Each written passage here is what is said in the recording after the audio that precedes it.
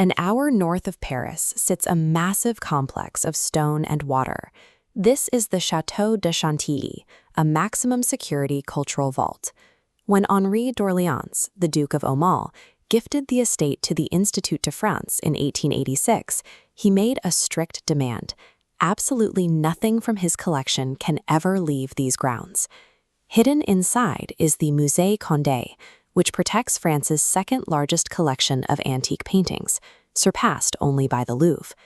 This isolation is a mandatory quarantine. The environment is strictly regulated to keep the world's most delicate artifacts from disintegrating. The crowning jewel of this collection is the Très riche Heures du Duc de Berry. It is arguably the most famous medieval manuscript in existence. The vivid imagery of its calendar pages, knights in forests and peasants in fields, provides the visual vocabulary for how we imagine the Middle Ages today. Yet the physical book is essentially a ghost. Because it is so fragile, it remains locked away in a secure, dark room, almost never opened for the public. For the 2025 exhibition at the Jeu de Paume, the manuscript has been physically unbound for a historic restoration project. With the pages separated, the French Museum's Research and Restoration Center can finally analyze the parchment at a microscopic level. This unbinding turns the restoration into a physical investigation, revealing exactly how a 15th century worldview was constructed, layer by microscopic layer. The project began in 1411, commissioned by Jean, the Duke of Berry. As the brother of the French king, he had the wealth to fund the most ambitious book of his era. To paint it, he hired the Limburg brothers, 3 young artists from Nijmegen, who pioneered a new level of detail in illumination. This technical illustration shows how the brothers captured the Duke's properties with extreme accuracy, painting the specific white towers and blue spires that the Duke actually owned.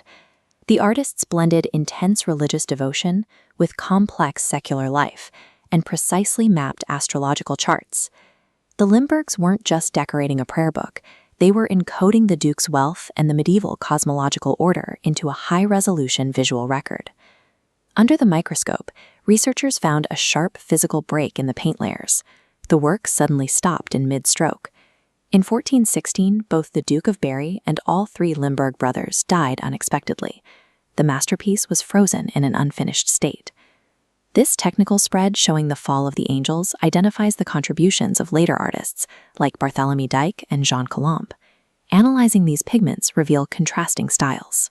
Flemish, French, and Italian influences physically overlap the original brushwork of the 1410s.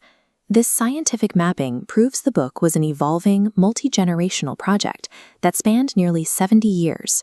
Rather than a single snapshot, the manuscript is a record of 15th century visual history, capturing decades of change on a single page. The manuscript vanished for centuries, eventually resurfacing in Genoa in 1855, where the Duke of Aumale purchased it. He brought it to its final home, the library vaults at Chantilly. Once the Duke acquired the book, he commissioned high-quality reproductions of its pages to be shared with scholars and galleries. By the early 20th century, these images were being replicated in history books and popular art, standardizing the spires and forests of the Limburgs as the default visual language for the medieval era. The Duke achieved a paradox. By locking the physical book in a vault to save it, he gave its imagery the freedom to travel the world. This work culminates at the 2025 exhibition in the Jeu de Paume, where the unbound calendar pages are displayed in custom, climate-controlled cases. This high-security display offers a temporary moment of vulnerability, allowing the public to see both sides of the parchment for the first time. To expand this access, the Valentin Hauy Association is digitally modeling these illuminations for the visually impaired.